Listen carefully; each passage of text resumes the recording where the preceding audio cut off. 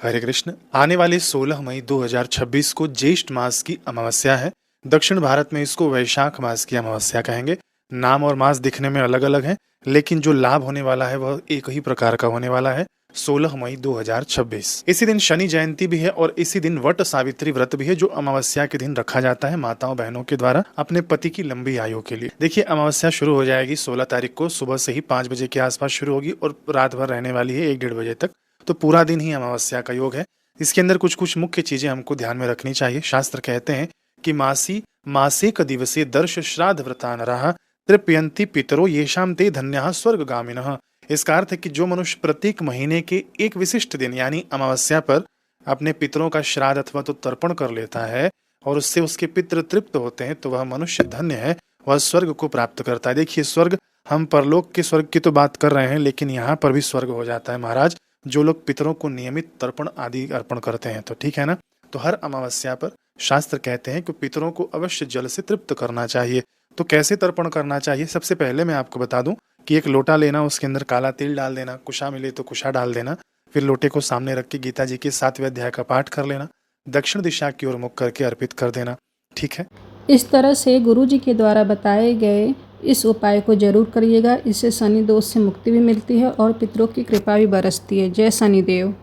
और गीता जी के 7वें अध्याय का पाठ ना हमारे चैनल पर है। ये दोनों वीडियो आपको अपने चैनल पर मिल जाएंगे। दूसरी मुख्य बात अमावस्या के दिन ध्यान रखनी है कि इस दिन ना कोई भी पत्र पुष्प आदि नहीं तोड़ना चाहिए। तो आप लोग कहेंगे कि हम लोग भगवान की पूजा कैसे करें?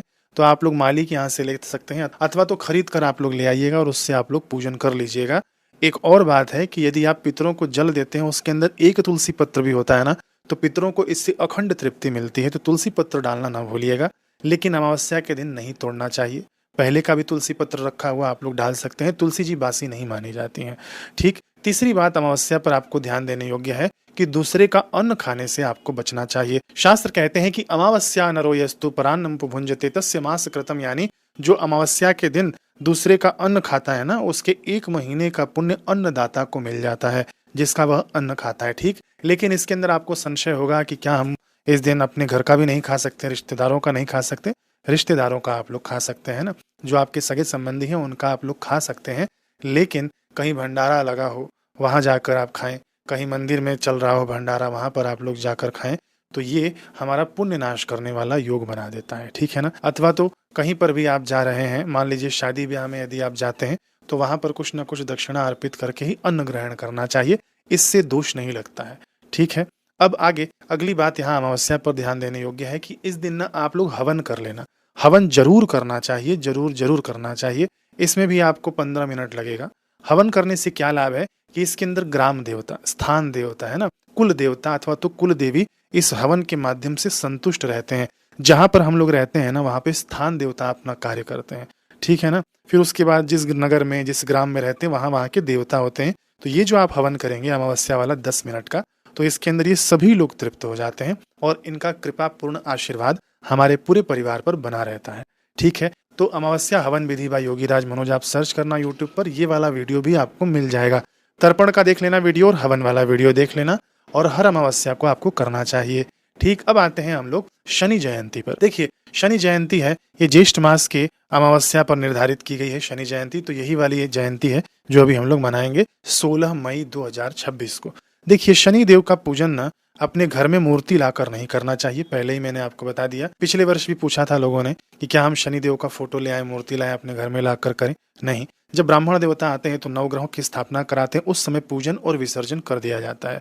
वो यदि आकर करें कराएं तो ठीक है, अथवा तो खुद से नहीं करना चाहिए। ठीक। शनिदेव के इष्ट भगवान हैं शिव जी। इनका नाम यदि आप लेते हैं इस दिन, ओम नमः शिवाय, ओम नमः शिवाय।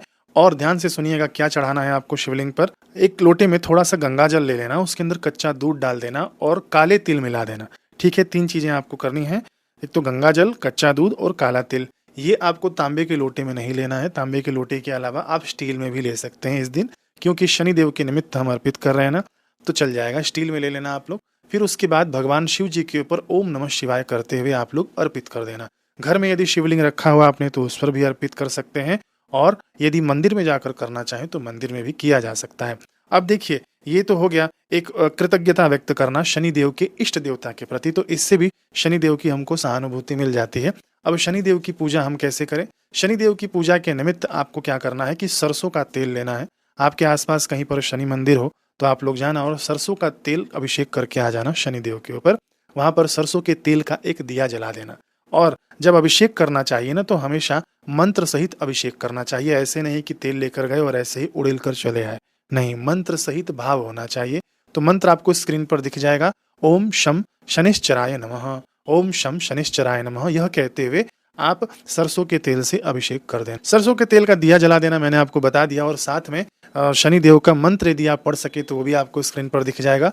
नीलांजल समाभासम रविपुत्रम यमाग्रजम छायामार्तंड संभूतम तम नमामि शनैश्चरम, तम नमामि शनैश्चरम।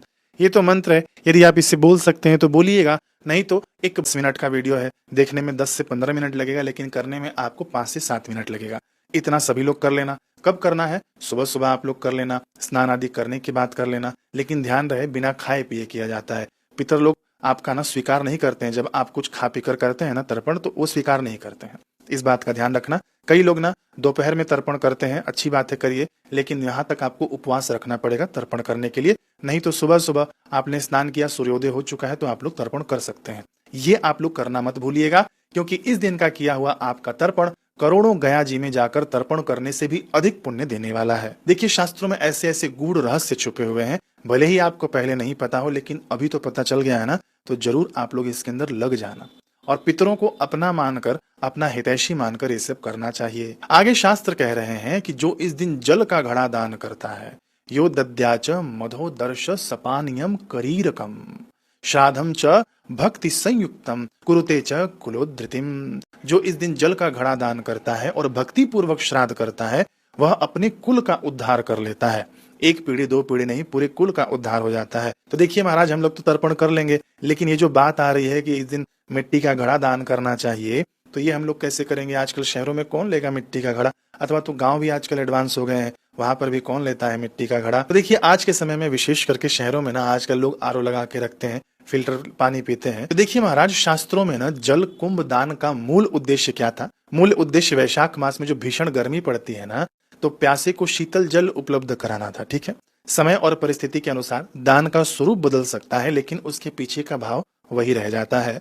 तो मान लीजिए कोई आपका ये मिट्टी का घड़ा दान नहीं स्वीकार करता है, तो कई प्रकार से आप लोग इसको दान कर सकते हैं। सबसे पहला मैं आपको बताऊंगा कि ये अमावस्या का दिन है ना, तो इस दिन आप क्या करना, पीपल के वृक्ष के पास जाना, एक चौड़ा सा मुंह वाला आप लोग मिट्टी का बर्तन ले लेना, अथवा तो घड़ा ले लेना, जो भी उपलब्ध हो ले लेना। उसके अंदर पानी डालना और काला तिल मिला देना। ठीक है, फिर उस जल को पीपल के मूल में अर्पित कर देना आप।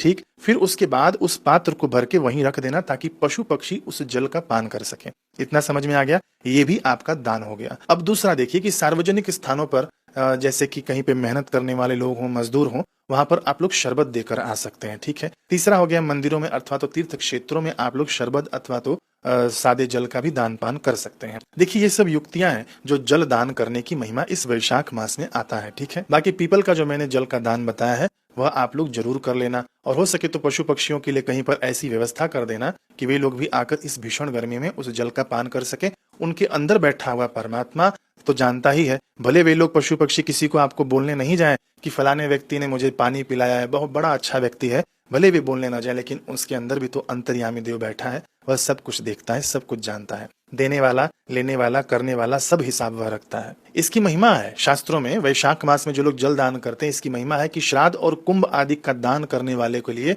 पितृलोक में अमृत की वर्षा करने वाली नदियां बहने लगती हैं।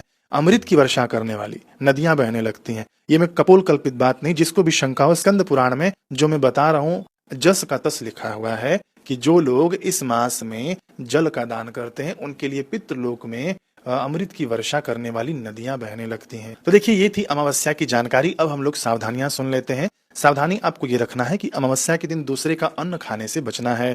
देखिए, 17 तारीख को अमावस्या है, ठीक है ना, जो भी आप कृत्य करेंगे 17 को करेंगे, लेकिन 16 तारीख से ही शुरू हो जा रही है, लगभग 8 साढ़े 8 से। तो आप रात्रि से ही किसी के दान का खाने से बचिएगा। 1 महीने का पुण्य नाश होता है अमावस्या पर किसी के दान का खाने से। बाकी 17 तारीख के जब तक समय है अमावस्या का, तब तक आप लोग बच के रहना। कई लोग ये भी प्रश्न उठाते हैं कि महाराज, हम लोग तो नहीं खाएंगे, बच जाएंगे, लेकिन जो हम लोग दान करते हैं, जो लोग खाते हैं, उनका भी तो पुण्य नाश हो रहा है। नहीं, देखिए, दान का अधिकार उसी को है जिसको आवश्यकता हो, और जिसको आवश्यकता है ना, उसका कभी पुण्य नाश नहीं होता है। कई लोग ना क्या स्वाद के हिसाब से खा पी लेते हैं, तो उनका पुण्य नाश कहा गया है। ऐसे नहीं कि जरूरतमंद यदि आपका ग्रहण करता है तो उसका पुण्य नाश नहीं होगा।